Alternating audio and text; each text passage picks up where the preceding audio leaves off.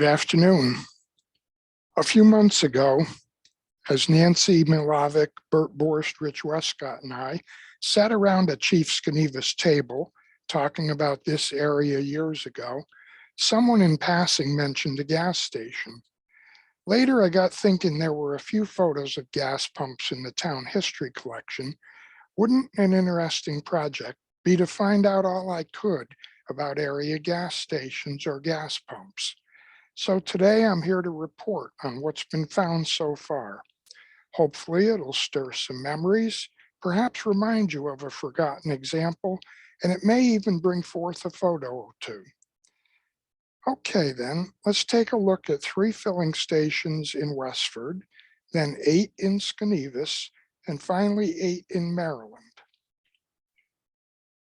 Now I ask you to imagine that it's about 100 years ago, 1922, and we decided to take an all-day Saturday auto trip from Schenevus to Cooperstown and return.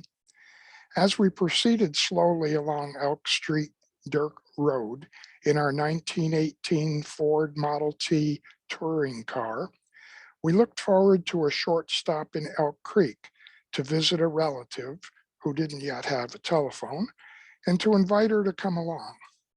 I do have a driver's license that was issued in 1918 by the New York Secretary of State, and it cost me $2. Our Ford 4-cylinder 20 horsepower engine got good gas mileage, about 20 miles per gallon, but our 10-gallon gas tank under the front seat was a little low on gas, so we planned to top it off in Westford. We were going to take Williams Road over the hill and then over Murphy Hill to Cooperstown, and it was wise to have over half a tank full because our Model T gas system had problems delivering fuel to the engine on steep hills when the tank was on the low side of half. With our additional passenger aboard, we pulled up to the F.G. Tyler store at the crossroads in Westford. And you can see our car parked just to the right of the gas pump in this photo from Steve Zerby. Today, we think that self-service is relatively new at filling stations, but in 1922, it was not uncommon for the customer to pump it themselves. We paid inside the store the 50 cents for 5 gallons. Jump ahead in time to 1957 in Westford, and the Tyler store was still selling gas, mobile gas, with their very recognizable red Pegasus symbol seen here on the sign and on the globe atop the pump, seen in this January 1958 Barb Bookout color slide. The 1958 Draper Central School yearbook included a patron ad noting Tyler's sale of gas. These 2 images, also from Barb Bookout, show that the store switched to selling shell gas by this evening August of 1960 view and was still selling it in August 1965. I'm not sure when they stopped selling gas, but a 1977 photo of the Beaches General Store shows no pumps. Back in 1922, we could have chosen to go a quarter-mile east from Tyler's to stop and fill up at the George N. Roberts grocery store and meat market. It was located on the south side of Main Street, Westford, the second building just after the turn to take a road to Worcester, as seen on this 1903 map. We would have been curious to see the new store since the previous store had burned just a few months earlier. In fact, the new store was actually a very old one-room District Number 5 schoolhouse that had been on the top of Darling Hill on Williams Road. When Westford combined several district schools and built the 1915 Union School building, subsequently used as the Westford Firehouse, Roberts bought the old schoolhouse, cut it into 4 sections, and using 4 hay wagons pulled by ox teams, brought the sections down into the hamlet and reassembled it near where the old store was located. These two distinctive trees mark the spot on Darling Hill where the District 5 schoolhouse stood. This interesting information came from J. Palmer's grandmother, and after she told him, as a true historian, Jay wrote her recollections down, along with lots of other very interesting recollections. This Oneonta Daily Star from January 1925, this advertisement notes that the G.N. Roberts store sold Galtex gasoline, seen listed there in the lower right corner. It was still the Roberts store when the March 7th, 1930 Schenevus Monitor reported that G.N. Roberts's house and store have just been wired for electricity. John Palmer operated the store with Roberts until 1932, when it became just Palmer's store. This March 1943 Freeman's Journal article seems to note that John Palmer closed the store to take up farming. However, he was actually just discontinuing his delivery service, but not closing the store. The 1946 phone book lists John E. Palmer, grocer, and the 1955 Draper Central Yearbook lists as a patron ad the store. Palmer's store, with the picture showing the Texaco pump, is a part of that patron ad. Two 1958 slides from our bookout collection show the Texaco gas pump and the kerosene pump in green, as well as a look at John Palmer's store. This interior shot is fascinating to me. I can remember a small store in the community that I grew up in, Orange County, New York, and Florida, New York, had a similar jam-packed to the ceiling inventory. A 1970 yearbook patron ad shows the Palmer store still open, but it was closed not long after when this photo was taken, and it was subsequently torn down. A third lesser known and shorter lived business in Westford that included the sale of gas was the Chat and Nibble restaurant that was located across from Tyler's store. About 1949, Bill and Ann Myers of Long Island built a restaurant on the site of the old Westford Hotel that burned in 1933. In 1952, Ivan Klein Sr. bought the restaurant, gave it its unique name, Chat and Nibble, and began selling Gulf gasoline. This 1957 photo shows the pumps out front that year, and that was a year that George Graves, Mr. and Mrs. George Graves, bought the Chat and Nibble, and it was a year before it burned in 1958.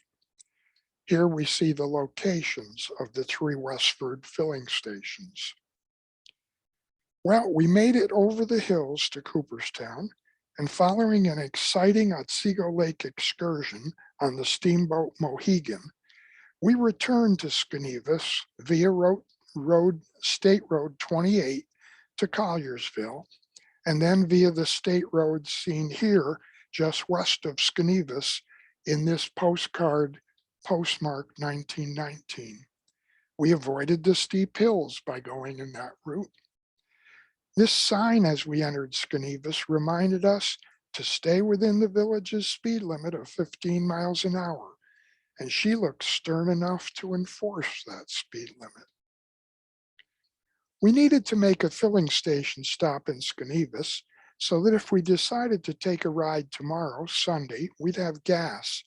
Stations were usually closed on Sundays, even though many cars were on the roads on Sundays. A favorite pastime, in fact, was to sit on the porch along the state road to watch and count the cars that passed by. Perhaps some of you participated in that pastime years later. The earliest evidence of gasoline sales in Schenevus is this December 1916 Oneonta Daily Star article noting the Schultz garage on Ray Street was having a new gas tank installed to replace an old leaking tank.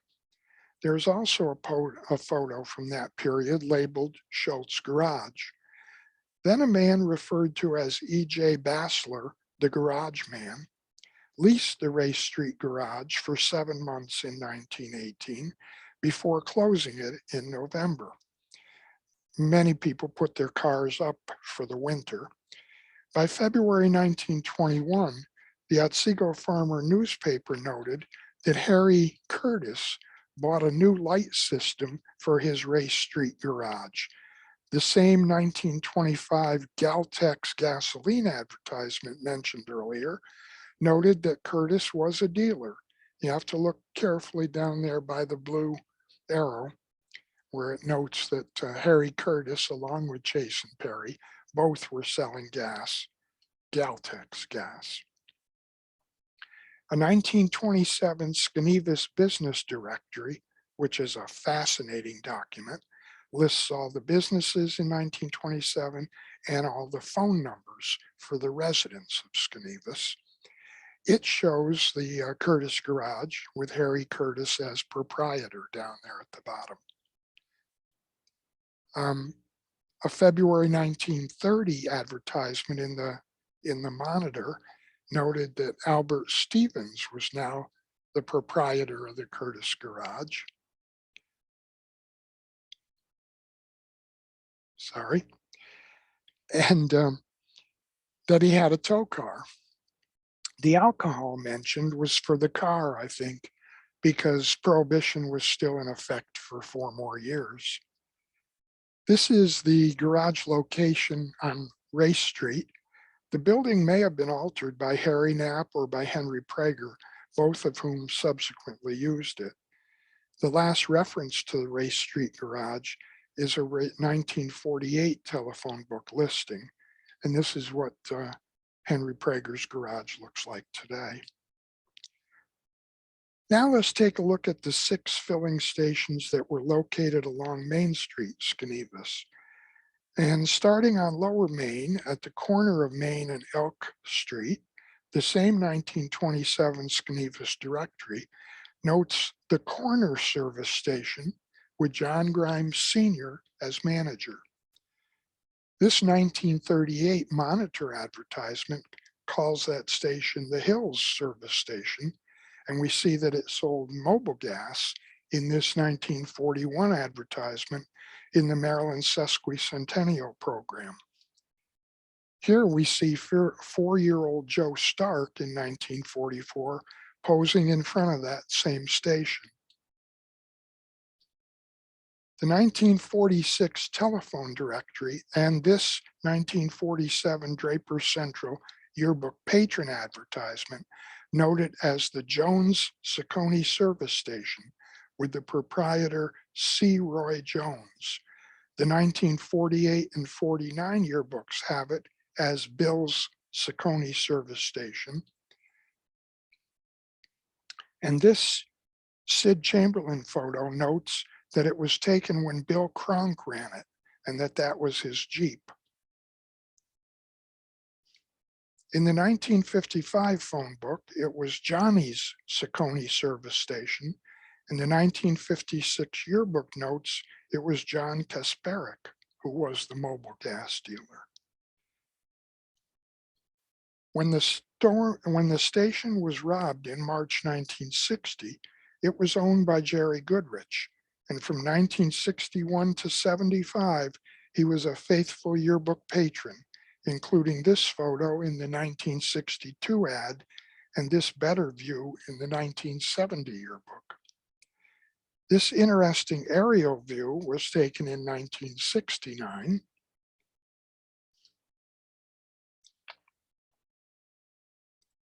And in 1971, Jerry and several other community-minded businessmen sponsored some basketball games for radio broadcast. In the 1976 yearbook, the advertisement called it Jerry and Ken's Mobile. And then in 77 through 80, it was just Ken's Automotive Service Mobile. I'm told the owner was Ken Dinhoff. In the 1981 patron ad, it was Gill's Automotive Service and Coffee Shop and Mobile Station, operated by Gil Garrity. From 1983 on, there weren't any patron ads for the station. Moving a ways uptown, we find a gas pump out on the edge of the sidewalk, almost buried in the snow in front of the Masonic Temple on the corner of Main and Race Streets in the 1930s. This is a good example of several inconspicuous or almost hidden gas pumps in photos that I had previously overlooked. Millard Luke Hazen moved to Schenevus in 1933 and shortly thereafter opened a hardware store in the western half of the first floor of the Masonic Temple. By 1936, as this calendar shows, he was selling Sunoco gas. The advertisement of Blue Sunoco Gas and Oil appeared in the Schenevus Monitor in September 1941. And Luke continued to sell Sunoco gas after World War II, as these photos show.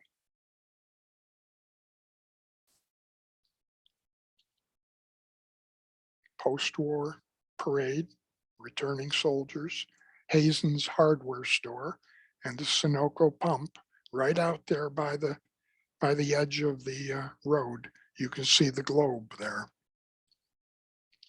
This is how this Masonic Temple looks today with that first floor removed, which was done in 1959.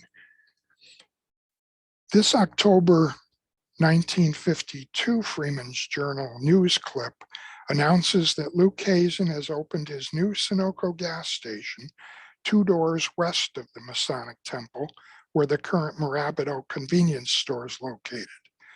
He wasn't planning on running the business day to day, so a month later in 1952, when he went to Florida for the winter, he announced that Harry Miller was in charge of the station.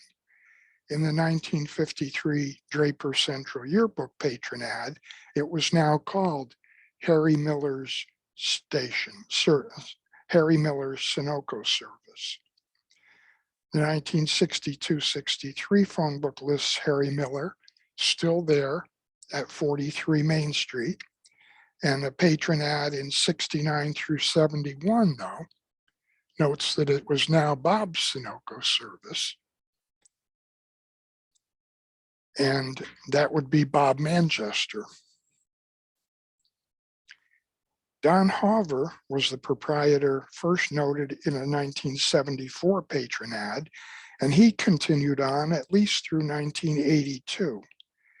In 1983, Midstate Fuel of Oneonta bought the station and operated it as the Jiffy Stop, selling Sunoco fuel and managed by Daphne Parsley. By this 1991 Maryland Bicentennial Program advertisement, it was then Quickway, selling Citgo gasoline, and continues to the present as Quickway Morabito Citgo, as seen here. Now moving east 4 buildings from the Masonic Temple, this 1910 map allows me to point out the location of the next gas station, right where that star is. This 1940 news clip notes, this was in November, that the foundation for a new filling station and appliance store for Alex O'Brien was being laid after the starred house was torn down. It was completed as seen by the next year's ad in the sesquicentennial celebration program of 1941. And then in this picture of the parade for the 1941 centennial, you can see in the back the Esso sign. And you can also notice back there the Schenevus Grange was selling refreshments. It was still selling Esso gas in a 1946 yearbook ad, but by 1952, this aerial view shows there to be a Richfield gas sign where the blue arrow is, and that year's yearbook ad notes Frank W. Beams, Richfield retail distributor. The old Schenevus Hotel roof can be seen just one building down from the Richfield sign.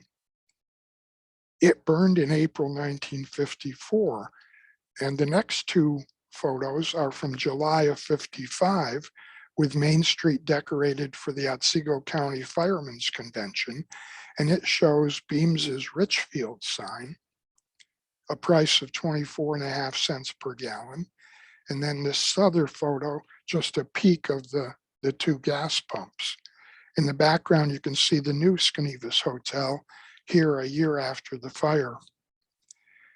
The color slide from January 1958 still shows the Richfield sign, but I don't believe it was Frank's Beam Station any longer because the 1956 yearbook patron ad for Beams Oil lists Shell products, fuel oil, kerosene, and gasoline. And I think they've moved up to Welton Avenue by that time and are not selling retail gasoline up on Welton Avenue. The 1962-63 phone book notes Beams Oil at 3 Welton Avenue, probably not selling retail with pumps. Here's the location today across from the Chief. Our next gas pump was located just up the street on the same south side of the street at the corner of Main and Arch Streets. It was an early pump to begin with, very close to the road, on the edge of the sidewalk, and the gas was sold by Julian Hubbard at his General Hardware store. You may know this later as Pyre's Grocery Store. Here it's seen during the flood of 1938. And finally, two views of a prominent Gulf station sign over on the right, which no one seems to remember. I'm not sure how long it was there. And here's a close-up of it. At first, I thought these pumps were in front of Ferrandino's house, but it turns out they were actually just this side of the Arch Street Road. And you can tell that if you look carefully at the tracks that lead up Arch Street, the tracks in the snow. If we cross the street opposite the corner, we see the first purpose-built auto-related building in Schenevus. As this April 1918 Star article notes, the building was 38 by 100 of concrete and tile with a pressed brick front. It was intended to serve as the sales room and repair shop for the Chase and Tillapaw and the Ford cars that they sold. An early postcard, whoops, there's the clipping. An early postcard view shows the gas pumps, and then the same familiar, well, there's the ad for Chase and Tillapaw, and those are the early gas pumps. And then the same familiar Galtex gas ad shows that by 1925, Chase and Perry were now operating the business and selling Galtex gas. With the gas pumps visible behind him, we see Harry Curtis standing on Main Street during the flood of 1938. Soon after that, they began selling Texaco gas. Farm machinery sales superseded car sales at the Main Street garage, as seen in this 1947 advertisement, and Tony Malavic was the proprietor.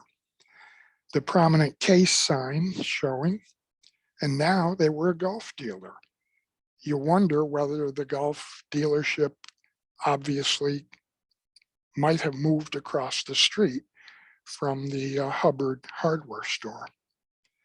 The 1956 yearbook indicates they were selling Gulf.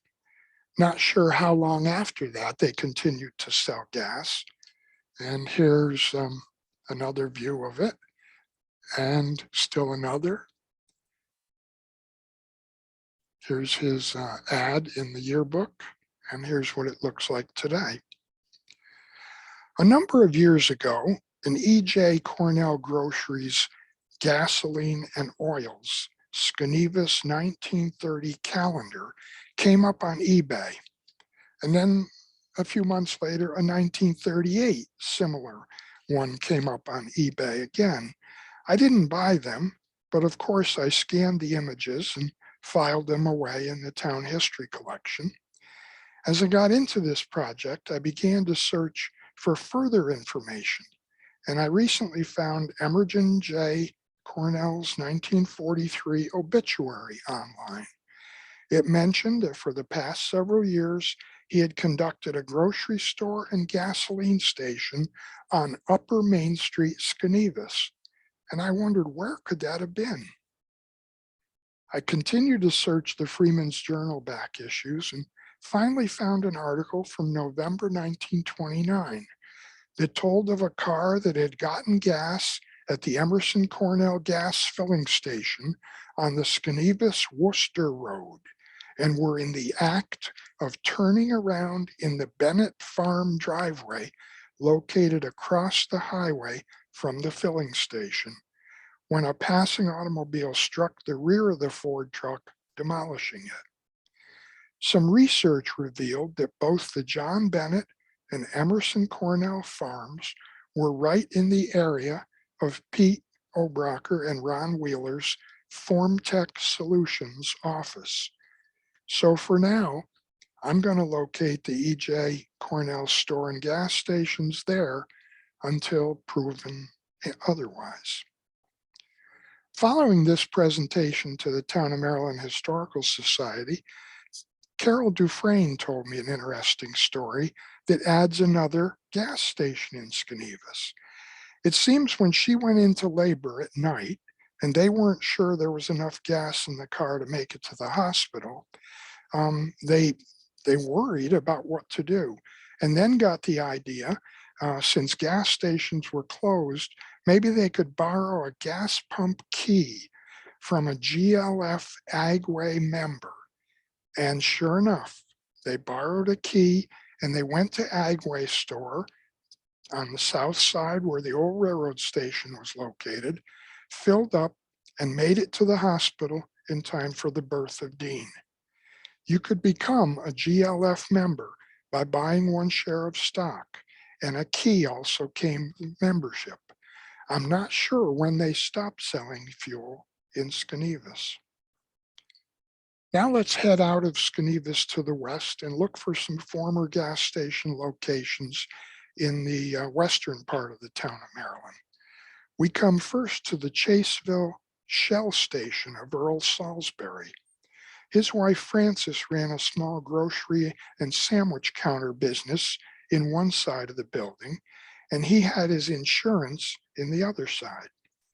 And they had a Shell gas pump out front. A Maryland Sesquicentennial Program advertisement shows he was there in 1941 selling Shell products with day and night service. Whether that's day and night service for insurance or for gas, I'm not sure. Chaseville resident Scott Fielder remembers that it was still there in the later 1970s. This is its view today. Continuing west on State Highway 7, we leave Chaseville and pass by the town highway barn. And on the straight stretch following that, we find the former location of Richard's Restaurant.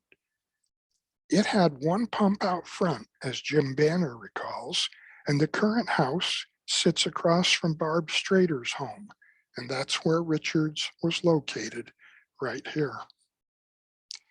As we approach Maryland Center, as one map maker calls it, we can see on the south side of State Highway, up on the top of the hill, gas pumps shown by the arrow.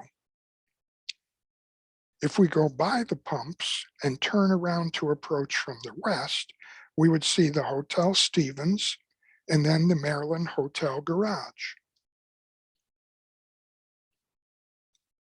It's the earliest filling station in the towns of Maryland and Westford for which we found an advertisement, both in the August 3rd, 1916 Schenevus Monitor.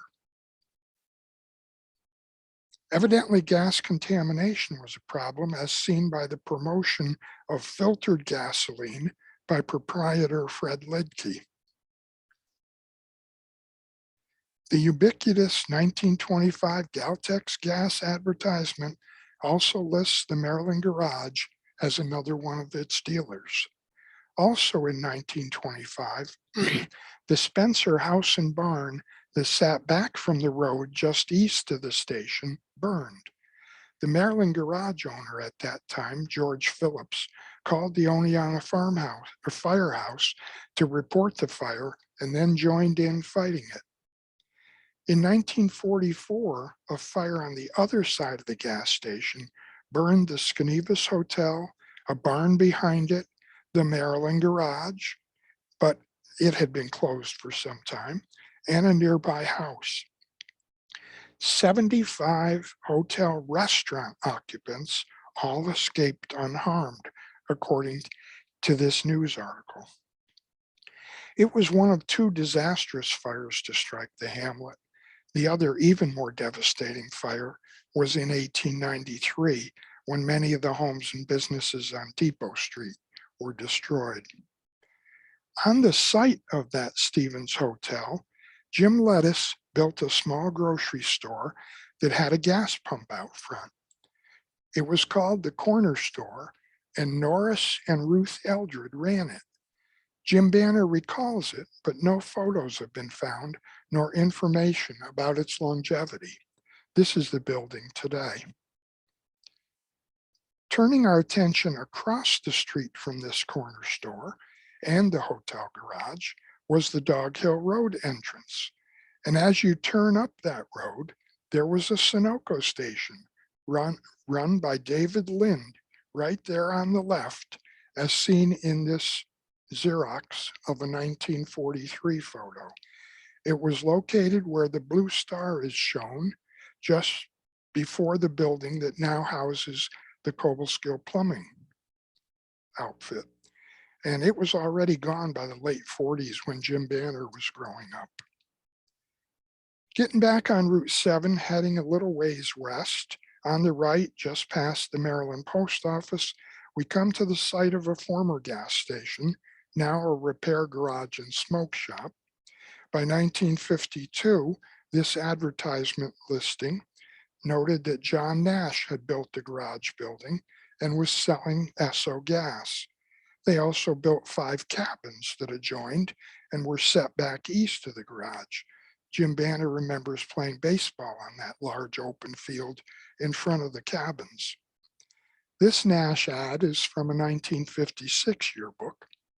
By the 1977 to 79 yearbook, patron ads for the Williams Texaco garage, repairs, towing, and coffee shop were found. And then by 1989 through 98, patron ads for Ward's Garage Service Center and Gas Station were found. And this is the station, the garage today. Continuing west on Route 7, about a mile from our last stop, we see a small gray garage with light blue door close to the road on the right-hand side. The house sits a short ways away. That was the site of the Albert Huff Atlantic Gas Station and Body Shop in the 1950s. Ruth Huff Cole recently kindly sent these family photos in which we can see the pump and the sign. Finally, traveling a little further west on Route 7, we pass Steve Munson's house on the left, and the next property on that side is where the Val Vista restaurant, dance hall, and golf gas station was located. It was first opened in 1917 by Harry Stevens Sr., and then run by his wife, Ada Stevens, after his death from 1923 to 46. Not sure when gas sales stopped. In 1952, Jack Munson and his wife rented it and then bought the restaurant, a 5-room bungalow nearby, and 10 acres of land. He added a parking lot in front and a large recreation field in the rear. He placed patron ads in the 53 and 55 yearbooks advertising good food and legal beverages. Not sure if he was selling gas at that time. Weekly dances were held in the hall in the early 50s, as seen in this 1950 Star ad. And this late 50s blurry photo shows the gas pump was gone, and then the restaurant was destroyed by an early morning fire in October 1960. Schenevus and surrounding fire companies saved the nearby Munson bungalow home. Until recently, there was a trailer on the former Val Vista lot, but now just a pad is found. Well, that completes our journey looking at the 19 area gas pump locations. Here are the gas pumps as they evolved and the representative signs of the 19 area gas stations that we've found so far. So far, because I was just recently told that Eva Koo's Roadhouse had gas pumps at one time, I need to confirm that.